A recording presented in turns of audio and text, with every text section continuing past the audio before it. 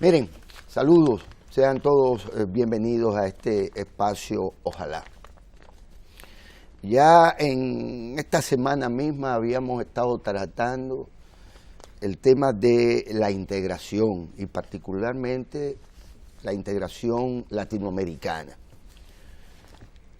Aquí estuvo un embajador, un docente el lunes tratando este tema porque en el país el Ministerio de Integración, que dicho sea de paso es uno de los pocos países de América Latina que cuenta con uno, sí.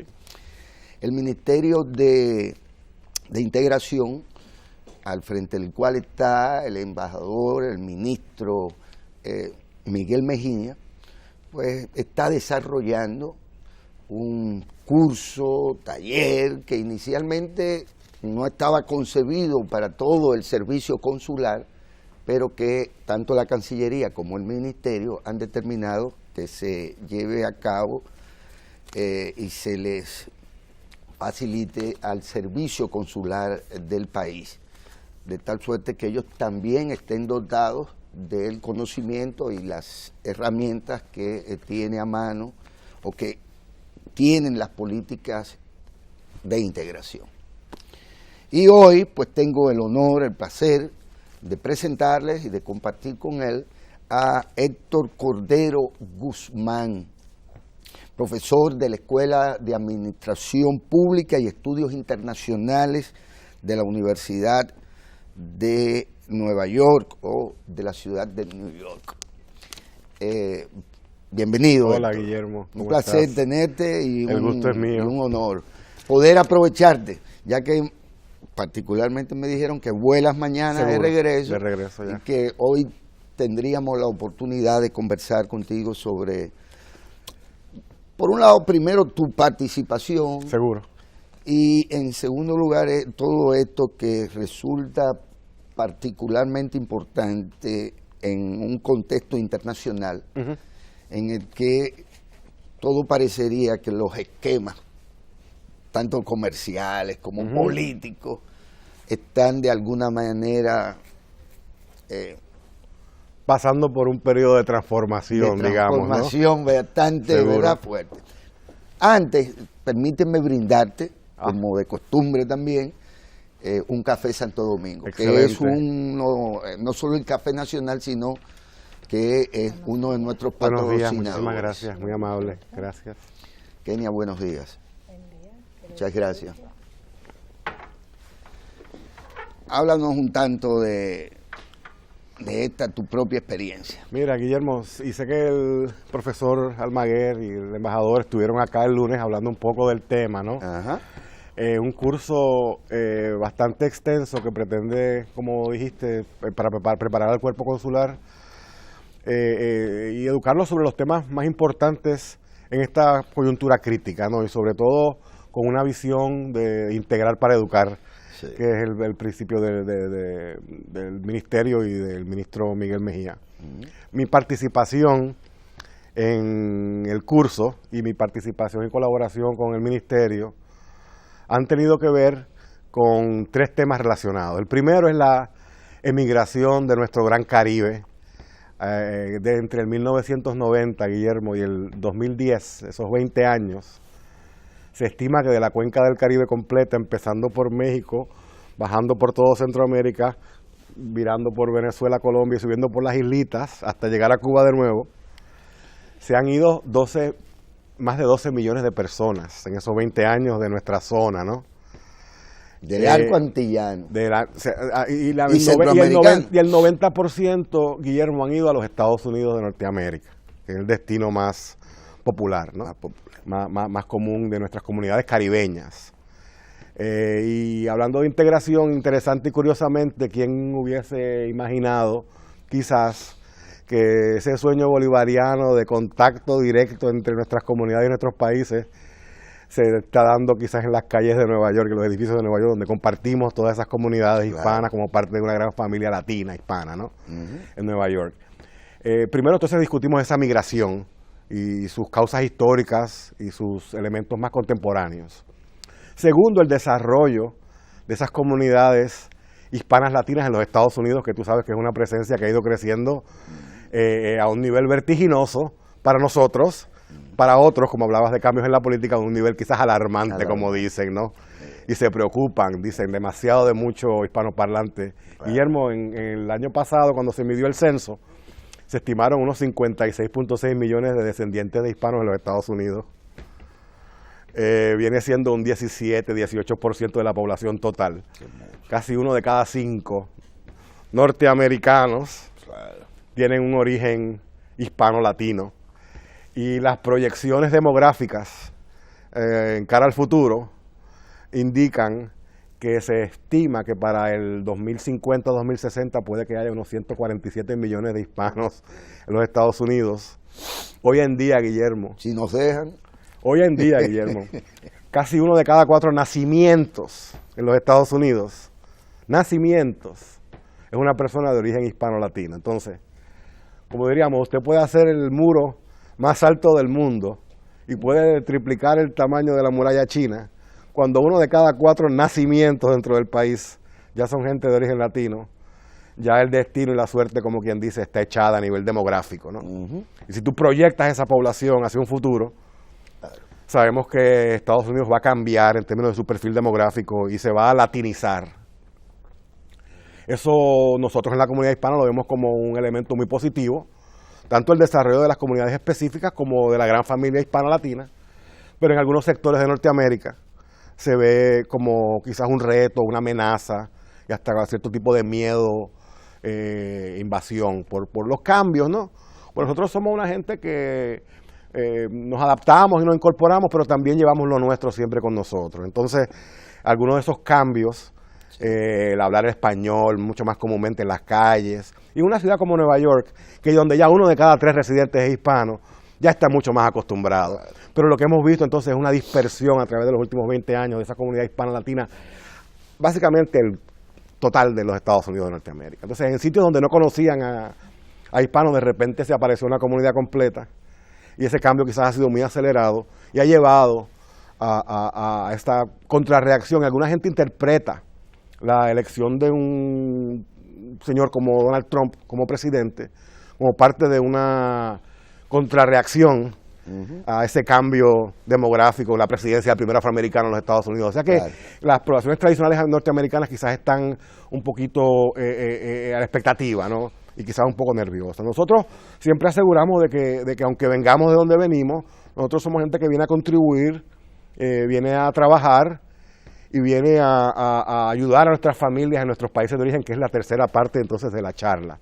La primera es la migración, la segunda es el desarrollo de nuestras comunidades en Estados Unidos, y la tercera entonces cómo los ausentes siempre quedan presentes en sus comunidades y países de origen y contribuyen no solo financieramente, como sabe Guillermo, el país, República Dominicana específicamente, recibe unos 5.700 millones de dólares anuales de remesas directas de familiares, pero no solo vemos remesas directas de familiares, vemos también la formación de grupos en los Estados Unidos, en diferentes partes, en Boston, en Nueva York, Connecticut, donde sea, que son oriundos de algún tipo de pueblo o región, y colectivamente hacen una canasta de donativos, y en vez de enviar una remesa de una familia a sus familiares, es una remesa que llamamos colectiva, de propósito de inversión social, que es un desarrollo que me parece que los cónsules, ¿no?, que representan al país en el exterior, tienen que estar muy conscientes de esos procesos, porque son entes facilitadores, entes catalíticos, y en algunos casos, si no están educados, pueden ser obstaculizadores. Entonces no queremos que esos flujos de información, de recursos, de materiales, de inversión de ideas, se interrumpan, ¿no? Entonces la migración es como un gran círculo. Empezamos en nuestros países de origen, vamos y nos cambiamos cuando llegamos a Estados Unidos, pero también estamos cambiando a los Estados Unidos. Pero no nos olvidamos, ni nos distanciamos. Y sabes que avances en la transportación, en las telecomunicaciones, en el Internet, han hecho nuestro gran mundo quizás un poquito más chiquito y donde hay mucho más contacto. Y sabes que programas que se producen aquí por la mañana ya se están viendo en Nueva York, al mismo momento por el Internet, o si acaso diferido en unas horas, ¿no? Entonces, el propósito entonces del ministerio, me parece, es entender, estudiar, ayudar y fomentar ese tipo de integración a la cual nos referimos, ¿no? Héctor, suponen los especialistas que la integración en tanto proceso histórico y en tanto lazos que se van generando a través del tiempo, que son económicos, culturales, sociales, étnicos, políticos, de todo tipo, la integración supone un proceso migratorio. La integración responde a lo que es una realidad de nuestra región ya, que es una región que está extremadamente interconectada a nivel de población, ¿no? Y a nivel de movimientos de población. Tenemos movimientos de mercancía, de productos, tenemos unos patrones de movimiento de consumo, ¿no? Tenemos patrones de movimiento de capital, y todo eso siempre se fomenta por nuestros países y nuestras naciones. El movimiento de personas es tan real, pero quizás en muchos casos menos estudiado, menos fomentado, y quizás en algunos casos visto como un poquito más de sospecha, ¿no? Y estamos tratando de buscar un marco de referencia donde la realidad de los estados se ajuste a la realidad de las personas que viven en esos estados, en vez de pretender que las personas van a cambiar su comportamiento porque el Estado desea que las cosas sean de una forma u otra forma. Entonces la integración es una realidad en la base. Lo que hay es que desarrollar instituciones y políticas públicas que la entiendan, la faciliten y la canalicen, ¿no? La migración es una realidad vivida en nuestra Centroamérica y el Caribe, en diferentes dimensiones. En el área continental de Centroamérica, se estima que se ha ido un 8% de la población. Un país como Guyana, como un 27%, un país como El Salvador, un 17%, pero la media de la región. Si vamos a las Antillas Mayores, estamos hablando de casi un 10%. Haití, República Dominicana, más o menos un 10% está en el exterior. Puerto Rico un 29% está en el exterior. Pero Guillermo, si vamos a las Antillas Menores, un 22% de la población está en el exterior. O sea, mientras más chiquitas nuestras islas, más gente se ha ido. Mira, una isla como Monserrate, por ejemplo, se estima que 67% de los monserratinos viven fuera de Monserrate. Entonces, esa migración ya es una realidad.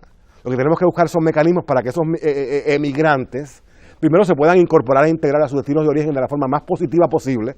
Avances en educación, avances en mercado de trabajo y capacitación, la lucha contra el discrimen, para que puedan moverse hacia adelante y echar para adelante, que es el propósito de esa migración. Pero también ese propósito es conectarse, mantenerse conectado y contribuir. Pues eso también tiene que facilitarse, ¿no?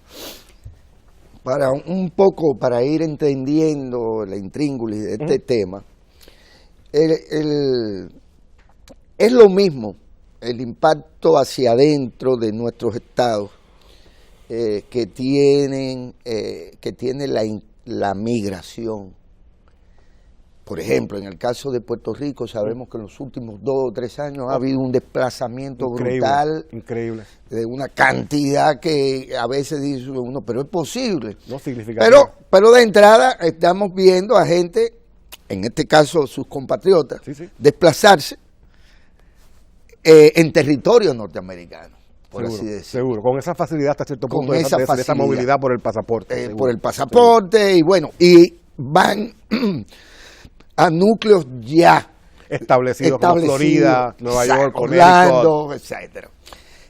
No es lo mismo entonces, qué sé yo, la migración que siempre se ha producido desde Haití hacia acá, por ejemplo. Seguro. Y el impacto que puede tener.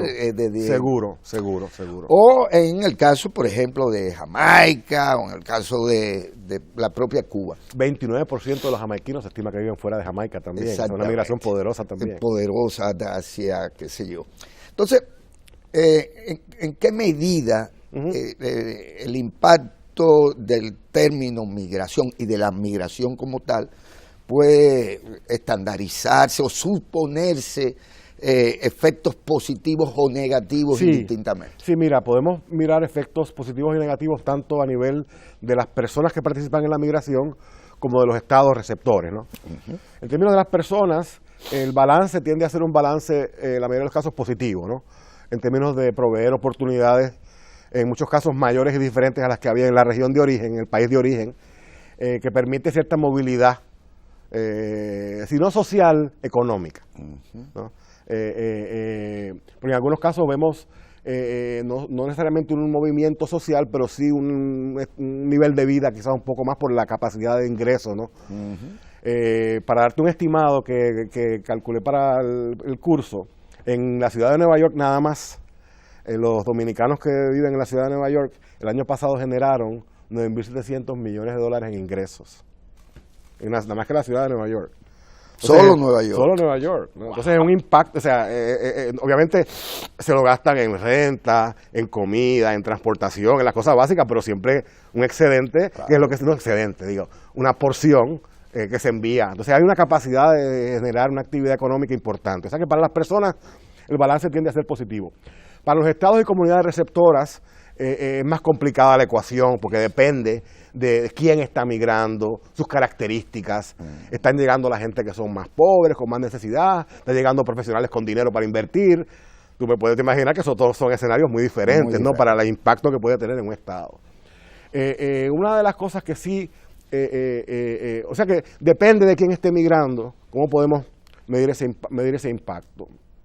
Pero una de las regularidades hasta cierto punto es que en muchos casos los estados tienden a sobreestimar los efectos negativos porque los ven más directamente y a subestimar los efectos positivos porque no se ven tan directamente, ¿no? La ayudita que le da a las familias y eso, pues eso se riega por la población, pero problemas de quizás discordia, problemas de criminalidad entre las comunidades inmigrantes se resaltan. Y en muchos casos se crean ciertos estereotipos, ¿no? Claro. De las ofensas de unos pocos se usan para catalogar y eso nos pasa a nosotros también cuando emigramos a los Estados Unidos.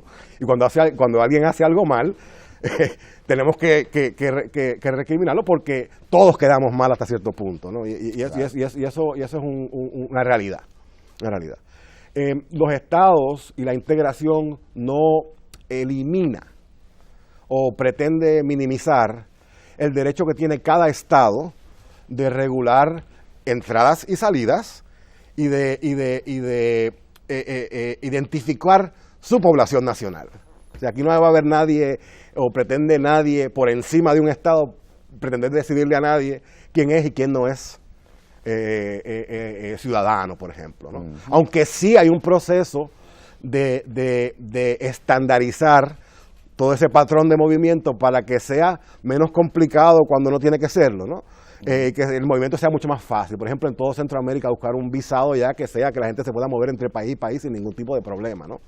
Dependiendo de las características. ¿Qué segmentos económicos tú le vas a dar esa oportunidad de que tenga libre movimiento?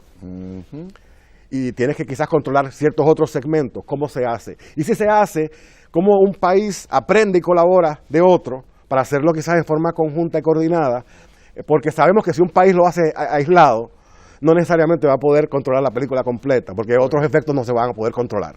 Entonces, ese tipo de coordinación que aparentaría a primera impresión disminuir un poco la capacidad de los estados de poder regular sus movimientos poblacionales, puede tener el efecto contrario, de al crear un marco común a nivel regional, permite un análisis mucho más específico y cuando hay que hacer algún tipo de política pública, permite una implementación mucho más efectiva que cuando se trata como un tema aislado de un país o una cuestión simplemente bilateral. Mira, en el caso de la integración regional, la Hispaniola, nuestra bella Hispaniola, ¿no? Esa gran isla de nuestro gran Caribe, tiene dentro de sí dos extremos socioeconómicos de la región. Muy pocas fronteras entre nuestros países tienen tanta diferencia en su ingreso, por ejemplo, económico, en su estatus económico, en su nivel de desarrollo. Entonces, sí, Hispaniola, dentro de nuestro gran Caribe, tiene por su naturaleza geográfica histórica unos retos específicos, ¿no? Que surgen de esa particularidad, de esa combinación histórica económica, donde hay unos polos, ¿no? Y como sabemos, trágicamente, la bella y gran nación de Haití, históricamente, a nivel de la misma madre naturaleza, ha tenido catástrofes humanas, hechas por los humanos, y catástrofes naturales, ¿no? Claro. Y hay una erosión del medio ambiente que está hasta cierto punto creando unas condiciones extremadamente difíciles que fuerzan esa migración. Entonces, la respuesta es todos ayudar al desarrollo económico de Haití para que la población sienta que puede tener éxito y una mejor vida en su territorio.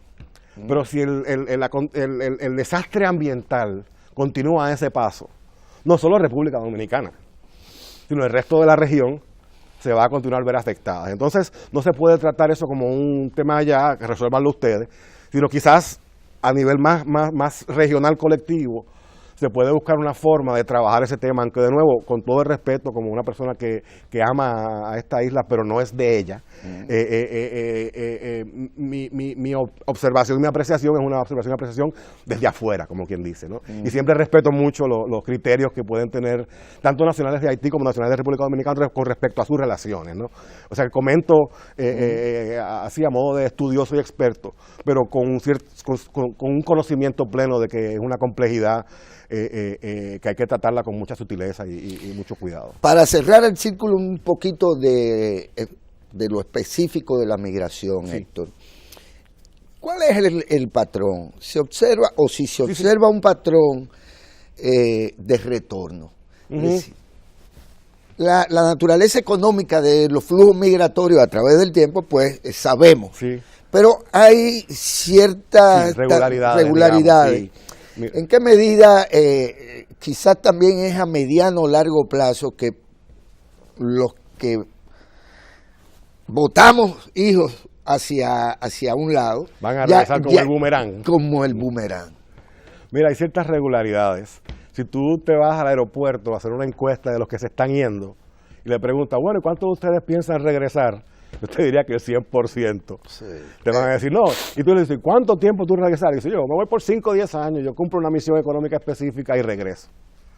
O sea que todo emigrante que sale y tú supieras, Guillermo, cuántas veces en Nueva York me pregunta la gente, pero ven acá, tan lindo que es el Caribe. Yo voy al Caribe a vacacionar, a visitar.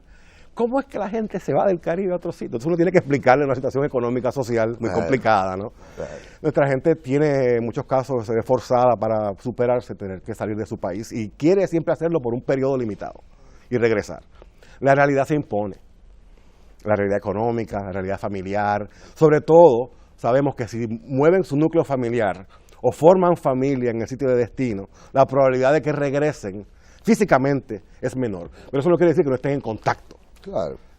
Pero que regresen. En términos del ciclo de vida, la persona por los primeros 10, 15 años, 20 años tiende a trabajar, en algunos casos los que regresan, que se estima que son un 10 a 20% de los que se han ido, que son los que acaban, un 100 decían que querían regresar, sí. Pero acaban regresando en los números, entre un 10 y 20%. Sí, hombre, poco. Relativamente pocos del grueso, y no regresan en un periodo corto, o sea, regresan típicamente después de haber estado 10, 15 años. Pero lo que estamos viendo también, Guillermo, es lo que llamamos la transnacionalización de la migración, donde tenemos gente que tiene una casa acá y una casa allá, y tienen si tienen ciudadanía, tú olvídate que entran con un pasaporte a un sitio y con otro pasaporte a otro sitio, pero hasta los que tienen visado de trabajo de 10 años, una cosa así, ¿no? Que tienen una facilidad de movimiento ahora por la transportación, por las comunicaciones. Cuando tú recibes una llamada, tú no sabes, tú la estás contestando en Santo Domingo, la estás contestando en Nueva York. Así es. O sea, esos avances de la globalización, ese lado quizás que podemos llamar el lado positivo de la globalización, ha facilitado mucho esa conexión. Entonces, estar afuera no significa estar tan afuera como estaba uno antes. Y quizás estar adentro tampoco significa estar tan adentro como estaba uno antes también, porque puede que tenga ya quizás mediamente afuera, ¿no? Claro. Pero lo importante es ese contacto. Y de nuevo, los estados pueden ver eso como una fuerza negativa que tienen que controlar, o lo pueden ver como una fuerza positiva que deben de habilitar y canalizar. Entonces, creo que la visión de Integrar para Educar es una que ve el Estado como un ente catalizador, un ente de acción, y un canal y vehículo de acción y de integración, no como un ente que tiene que luchar porque ve ese tipo de integración como un reto a sus prioridades y prerrogativas nacionales, ¿no? Integración significa compartir ideas, compartir metas, compartir recursos, compartir procesos, pero cada cual contribuye lo que es y lo que tiene. A nadie se le está pidiendo que deje de ser lo que es. Todo lo contrario. nutriéndonos de esa misma riqueza y diversidad, es que me parece que la región verdaderamente que ha tratado, como sabe Guillermo, nuestra región tiene el modelo socialista de Cuba, tiene lo que se pueda llamar el modelo de Puerto Rico, que alguna gente le dice colonia, otra gente le dice territorio, son quizás dos polos, ¿no? Y tenemos dentro de esa diversidad todo un montón de estructuras sociopolíticas, que esta región, como pocas del mundo, ha tenido la oportunidad de experimentar con diferentes modelos y podemos verdaderamente, cuando estamos pensando en el futuro, construirlo en base a lo que ya sabemos de los modelos que han funcionado y los que no han funcionado. Y me parece que la integración, como se perfila en este proceso, es un mecanismo de habilitación de los estados para poder lograr sus metas comunes. No es un mecanismo de eliminación de estados o de eliminación de prioridades nacionales, ¿no? Me parece que todo lo contrario, de nuevo. Un soponcito donde cada ingrediente tú lo puedes probar con su propio sabor y contribuye al sabor del soponcito, no es un puré. Claro. Mira, Héctor, pocas cosas han llamado tanto la atención del mundo como el aparente proceso de desintegración de la Unión Europea. ¿Por qué? Porque se suponía que ellos habían avanzado tanto. Exacto. Porque han tenido tantas guerras comunes, han tenido que reconstruirse sobre las cenizas de ellos mismos. Y porque de alguna manera eran una importante referencia de esa aspiración. Sí, sí. Y bueno, pues ahí vemos lo que viene sucediendo con el Brexit, los problemas que... Y el Grexit, antes que le llamaban, cuando Grecia, que lo querían expulsar básicamente porque no cumplía con unos requisitos económicos que ellos tenían. Y que le exigieron en su momento a Turquía y que y hasta el mismo España estuvo un momento en que a nivel económico como que en la cuerda. Ahora, en función de que esos procesos pueden ser reversibles, sí. ¿En qué medida, entonces, hay que socializar en la élite política, en la misma ciudadanía en general, eso que ustedes llaman políticas de migración y de integración? Porque parecería que no hay tanta certidumbre. Sí, no es cierto, es cierto. O sea, el modelo de mancomunidad e integración a nivel global tiene diferentes manifestaciones y está, podríamos decir, en crisis, por dos polos principales. Primero, lo que discutíamos del Brexit, ¿no? Y Gran Bretaña, acuérdate, que la libra nunca la soltaron tampoco. Nunca. O sea, que Gran Bretaña siempre ha tenido como isla al fin. Independencia. Siempre ha tenido juntos, pero no revueltos para nada. Ellos mantienen siempre su distancia. Por eso te digo, ¿no? que sí, aunque siempre han tenido su modo de acercamiento a la Unión Europea, se metieron y ahora están teniendo como que segundos deseos y terceros deseos ahora, porque parece que no se quieren salir tan rápido como se querían salir. Entonces es una indecisión, me parece a mí, que tienen los británicos que tienen que decidirse exactamente si van a ser parte de Europa o si son una cosa aparte. Claro. Y cuando hay elementos positivos, el visado para profesionales y todo eso, ellos fantástico. Pero las consecuencias quizás que ellos ven un poco más negativas, la migración de personas del resto de Europa, por ejemplo, a Gran Bretaña, causa una cierta tensión. Y el segundo polo es Estados Unidos, que hasta cierto punto se veía una nación globalizada y globalizante, y esta última elección se corrió prácticamente en contra de la globalización. Sí. Los enemigos principales de Trump eran México por los inmigrantes y los latinos, y China por el comercio. Y Trump no corrió contra Hillary, él corrió contra China y contra México, y ganó contra China y contra México porque el americano dijo, espérate, ¿no? Venció la xenofobia hasta cierto punto, ¿no? O sea que sí, hay que admitir claramente de que en términos de los países avanzados, ese espíritu de integración está en un momento de crisis.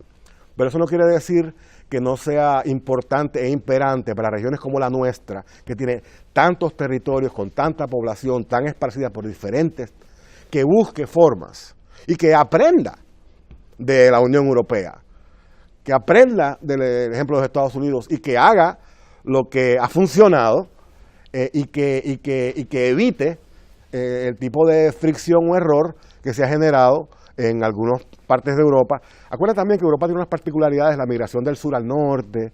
En nuestra región no hay tanto de esa no tenemos una zona necesariamente que está como que metiéndose, ¿no? O sea, hay sus migraciones obviamente, pero no hay ese corte norte-sur que había siempre en Europa, donde la gente del norte se pensaba que estaba subsidiando a los países del sur. O sea que siempre esa unión estuvo formada bajo una base un poco precaria en ese sentido, aunque trataron de solidificar con unos programas de estímulo económico para el sur, para que se pusiera a la par con las economías de Alemania, de Francia, los demás del norte de Europa. En el caso de nuestra región, de nuevo, si aprendemos de todos esos esfuerzos, podemos superar algunos de esos retos y hacerlo también de una forma nuestra, porque no tenemos necesariamente que seguir con modelos importados.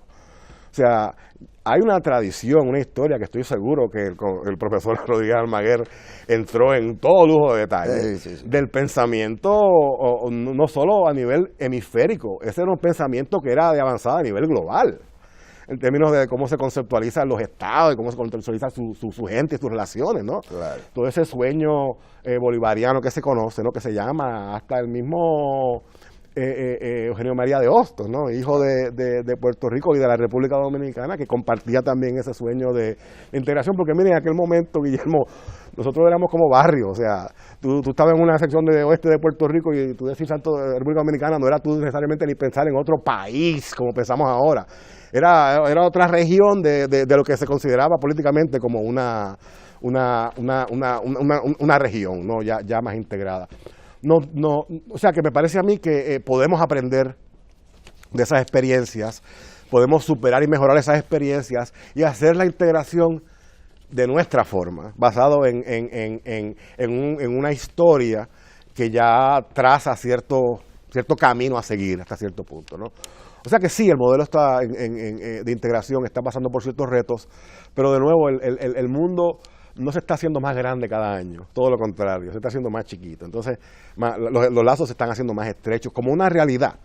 Entonces, de nuevo, podemos luchar contra eso, contra la marea, o podemos buscar formas de acomodarnos para manejar los procesos de forma que le convenga a los estados. Porque lo peor que puede pasar es que suceda y el estado entonces tenga que estar poniéndose al día.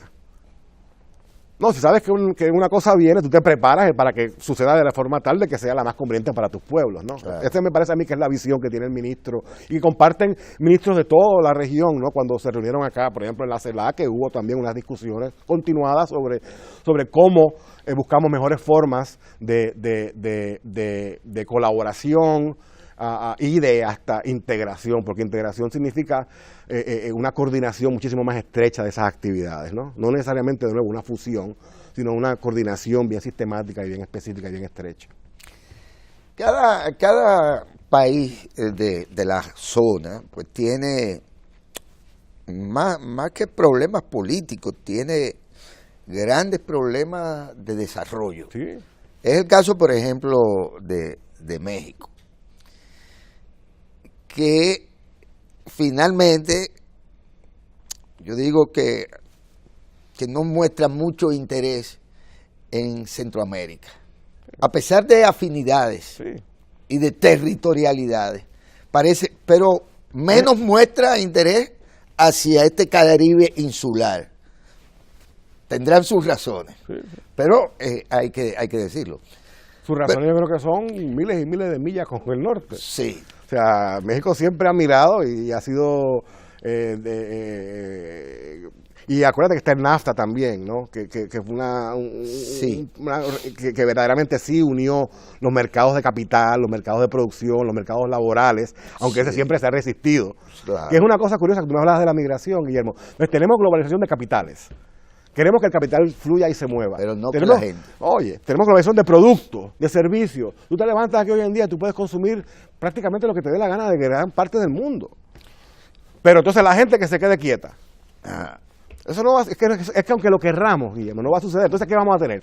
Si no nos preparamos, lo que vamos a tener entonces es un montón de migración indocumentada, que entonces es un problema mayor todavía. Que se ve actualmente, no solo de cubanos de haciendo toda la región, la vuelta, sino de toda la región. Pero, ¿a dónde iba? Al hecho de que también ve uno en Centroamérica, en particular, un proceso del que hemos querido ser parte, Dominicana ha querido ser parte, pero que también, bueno, ese esquema centroamericano de integración yo diría que es medio hispanófilo, en el sentido de que estuvo promovido inicialmente, por así decirlo, también por el hispanismo. Sí, sí. Y creo que hasta a nosotros mismos, dentro del esquema, se nos discrimina un tanto. Por ejemplo, ellos no tienen los problemas que nosotros tenemos para movernos en Centroamérica. Ellos no necesitan visas, sí. Nosotros necesitamos visas, aún siendo parte de ese esquema de integración. Sí. ¿Por qué? Porque entonces viene la subregión antillana, que entonces tiene a Cuba y el socialismo, y tiene, con perdón, al territorio. Sí, al territorio. Al territorio. La colonia, no hay problema, llaman la cosa. Que es otra cosa. Ustedes, bueno, pues son americanos, por derecho propio. Vamos a decirlo así, tienen la doble ciudadanía. Nada que ver con Haití ni con nosotros. Ustedes serán una vez mojaditos cogiendo para acá y nosotros seremos otra vez mojados yendo para allá. Pero lo que acusa el proceso son grandes desigualdades que tienen que ver quizás con el origen de todo, sí. De la región como tal, como entidad, si se quiere. Y en parte eso se ha desarrollado porque no hemos tenido un marco y un mecanismo para colaborar y para desarrollar estructuras que verdaderamente obedezcan a nuestros intereses comunes. Y sí te admito que hay una cierta jerarquía, no solo de poder, sino de percepciones de prestigio, ¿no? Y eso hay que trabajarlo. Y mi impresión, Guillermo, y me gustaría mucho escuchar tu opinión sobre esto específicamente, es que mientras más contacto tenemos, menos sucede eso. Porque la gente se da cuenta más y más de lo que tenemos en común. Y esos estereotipos y prejuicios que podrían quizás definir esas primeras interacciones, se van echando hacia un lado cuando hay más conocimiento de verdaderamente quiénes somos. Entonces, mientras más historia de México yo conozco, mientras más historia de El Salvador yo conozco, mientras más historia de Guatemala yo conozco, mientras más historia de Honduras yo conozco, más yo quiero al pueblo salvadoreño, al pueblo hondureño y al pueblo mexicano. Conocer su historia no me hace a mí quererlos menos, todo lo contrario. Me hace a mí darme cuenta de, oye, pero cosas que yo pensaba que eran diferentes, verdaderamente son cosas que tenemos en común. Intereses, ambiciones, procesos, y por qué no hasta sueños, ¿no? Porque es una región que se nos ha como que quitado la capacidad de soñar. Y entonces parte de lo que me parece a mí que hace este proceso de integración es devolvernos ese derecho que tenemos de pensar en nuestro futuro, imaginarlo y buscar formas de llegar hacia él nosotros mismos, Guillermo. Porque el futuro del Caribe siempre ha sido como que definido por otros. Sí. Y siempre ha sido estudiado en base a lo que otros quieren con el Caribe. El sueño americano. No el sueño dominicano o el sueño venezolano, fue el sueño americano. Y si me permites 30 segundos, hablamos de una crisis económica en Puerto Rico, pero ven acá, tú te vas a la historia. Cuando a los americanos le hacía falta azúcar, Puerto Rico se convirtió en una plantación de azúcar. Y nosotros también. Por eso, cuando a los americanos le hacía falta que estuvieran haciendo calzoncillo y camiseta, pues le metieron fábrica de calzoncillo y camiseta. ¿Tú crees que le importaba? Ellos preguntaron y se fueron por ahí a decir, bueno, ven acá ustedes, ¿cuál es la mejor forma de desarrollar su economía? ¿Cuál es la mejor forma de ayudarlos a ustedes a tener un mejor país? Y cuando le hacía falta píldora, pues vamos a montar fábrica de píldoras. O sea, que la economía de Puerto Rico está en crisis porque no es una economía de los puertorriqueños. Correcto. Nosotros vivimos casi prácticamente en un país prestado y nos tenemos que ir precisamente porque no somos dueños. Hay una diferencia entre ser dueño de algo y tú deber algo, y Puerto Rico se debe, ¿no? Puerto Rico está prestado. No queremos necesariamente ese modelo, contarle que puede haber tenido quizás en su momento histórico unos beneficios materiales por la geopolítica. Precisamente Puerto Rico no se hubiese desarrollado como se desarrolló sin Cuba, porque era un eje geopolítico. Los americanos dijeron, espérate, nosotros tenemos que tener una imagen de que en nuestro territorio se vive mucho mejor que en el comunismo. Entonces, sí hubo cierta inversión geopolítica, y eso, como no está en el presente, obviamente el interés del americano con Puerto Rico se ha disminuido un poco. Pero no se ha desarrollado una economía, digamos, nacional para los intereses de los que viven en ese país. Y así, como sabemos, desde la United Fruit en Guatemala y todo eso, nuestra historia económica ha sido definida por cómo grandes intereses externos nos usan como a nuestra mano de obra, a nuestra materia prima, en nuestro territorio, para suplir sus necesidades. Entonces queremos nosotros estar más en control de ese proceso para enriquecernos nosotros mismos. Esto trasciende las políticas públicas a las que hemos estado haciendo referencia de integración, migración y demás. Trasciende el academicismo, trascienden el academicismo. Sí. Porque las universidades son fantásticas, ¿verdad? Y de las que usted procede, un gran faro de luz. Pero ¿cómo le llega al pueblo? ¿Cómo se trasciende esa perspectiva del internacionalismo de cónclaves o de organismos internacionales? Mira, yo soy gran creyente y he observado que la globalización a nivel del Caribe y la integración se está dando desde la base hacia arriba, en vez de una creación de intelectuales y entidades del Estado hacia abajo. Porque si yo te digo que en la República Dominicana, por ejemplo, y si seguimos por la región, el ejemplo se multiplica, 1 de cada 3 personas recibe algún tipo de apoyo económico de migrantes en otro sitio. O sea, eso ya es una globalización e integración en la base. Mira, de los hispanos en Nueva York, que te digo que es un ejemplo de esa integración, en Estados Unidos un 13% de las personas de origen hispano tienen padre y madre, que nacieron en diferentes países. Un 13%. Y parejas comunes que se conocen, ¿no? Dominicanos, puertorriqueños, salvadoreños, mexicanos, mexicanos, puertorriqueños, mexicanos. Pero ya, como, o sea, ya tenemos ejemplos hasta cierto punto, y se vive más en Estados Unidos que quizás en nuestros países, de como lo que te diría, integración a nivel de la base. O sea, que yo creo que hay mucha integración a nivel de la base, y de que la base está mucho más conectada con la región que lo que pretendemos o lo que a veces pensamos, ¿no? Y pensamos que la integración es una idea del Estado que le tiene que imponer a su gente.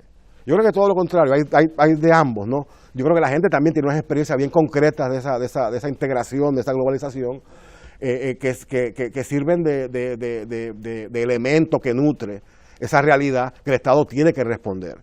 Pero el Estado sí también quiere afectar, quiere educar para integrar, de forma tal de que la gente entienda verdaderamente de qué se trata y sean entes que contribuyan positivamente a esa visión.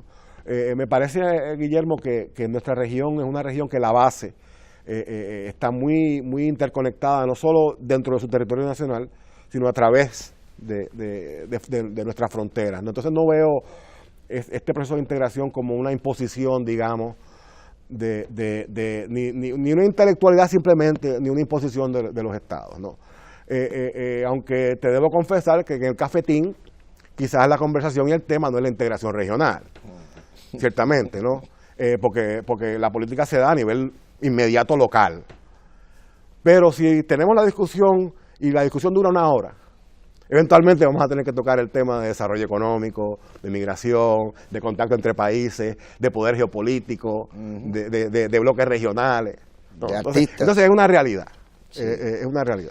Bueno, Héctor Cordero Guzmán, profesor de la Universidad de la Ciudad de Nueva York, precisamente en esta área o de esta materia de la que hemos estado conversando. Yo no podría dejar de decirlo porque el personal de aquí me conoce, que nuestra región es tan amalgamada como sus medias o como su corbata. Porque estamos hablando de la integración, y usted puede ver cómo la integración con el color armoniza. No necesariamente crea contrastes que son ofensivos al ojo, aunque puede que alguien me diga que no le gustaron las medias, por lo siento mucho, ¿no? Son fabulosas. No, porque sabes que los hombres somos un poquito más limitados en términos de lo que nos podemos poner para lucir floridos y coloridos, ¿no? Para alegrarnos la vida también. Seguro que sí. sí. Un gran placer. Oye, Guillermo, qué gusto estar con ustedes esta mañana. Gracias Igual. por todo. Muy amable siempre. Igual. Y miren, ustedes pues continúen con nosotros, que le seguimos dando un vistazo, en este caso a Banca Solidaria. Viene Robert González, quien viene a hablarnos precisamente de los emprendimientos de la gente y del apoyo que la gente recibe de esto que el presidente Danilo Medina concibió desde el principio como el Banco de los Pobres y que devino en una gran banca solidaria al servicio de los y las dominicanas. En breve, junto con Robert González.